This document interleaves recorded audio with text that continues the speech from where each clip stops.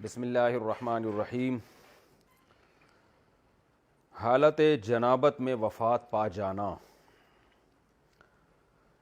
ایک صاحب اللہ کو پیارے ہو گئے، انہوں نے تو ان صاحب کا نام بھی لکھا ہوا ہے، یہ مناسب نہیں ہے کسی کے راز کو اس طرح فاش کرنا۔ خیر کہہ رہے ہیں جی محمد تنظیم صاحب ملتان سے پوچھتے ہیں کہ ایک صاحب اللہ کو پیارے ہو گئے ہیں اور وہ ہم مستری کی حالت میں اللہ کو پیارے ہوئے ہیں، اس بارے میں قرآن و حدیث میں کیا حکم ہے؟ یہ ان کے لیے کوئی نقصان دہ عمل تو نہیں ہے؟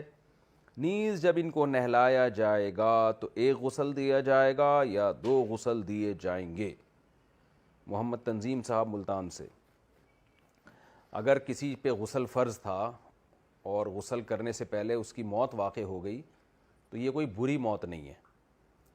حضرت حنظلہ رضی اللہ تعالی عنہ اپنی زوجہ سے صحبت کی آپ نے اور میدان جنگ کا اعلان ہوا، آپ غسل کیے بغیر ہی میدان جنگ میں چلے گئے اور شہید ہو گئے، تو آپ کو فرشتوں نے غسل دیا۔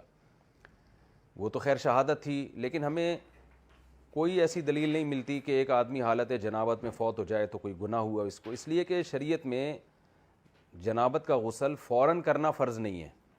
ہاں، نماز اگر اسی حال میں قضا کر دی غسل کیے بغیر تو یہ بہت برا عمل ہے، تو اس لیے نماز کے لیے غسل ہوتا ہے کہ نماز آپ قضا نہیں کر سکتے، اگر آپ پہ غسل فرض ہے تو غسل کرنا پڑے گا نماز کو۔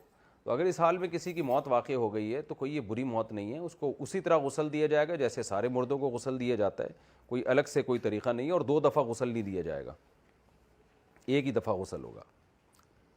اللہ کا انسان کو خلیفہ بنانے کا مطلب، اللہ پاک نے حضرت آدم علیہ السلام کو بنانے سے پہلے فرشتوں سے گفتگو کی کہ میں زمین پر خلیفہ بھیجنا چاہتا ہوں، لیکن جب بنا دیا تو ڈائریکٹ جنت میں بھیج دیا، زمین کا کوئی ذکر ہی نہیں۔ نیز جب خلیفہ بنایا تو اعجاز کے طور پر بتایا اور جب خلیفہ بنایا تو اعجاز کے طور پہ بنایا، اور جب زمین میں بھیجا گیا تو ایک سزا کے طور پر بھیجا گیا۔ اس بارے میں وضاحت فرما دیں۔ حیدرآباد انڈیا سے۔ دیکھیں، آدم علیہ السلام کو زمین کے لیے بنایا گیا تھا، جنت میں ایک وقت کے لیے رکھا گیا، آدم علیہ السلام سے خطا ہوئی تو ان کو زمین پہ بھیج دیا گیا۔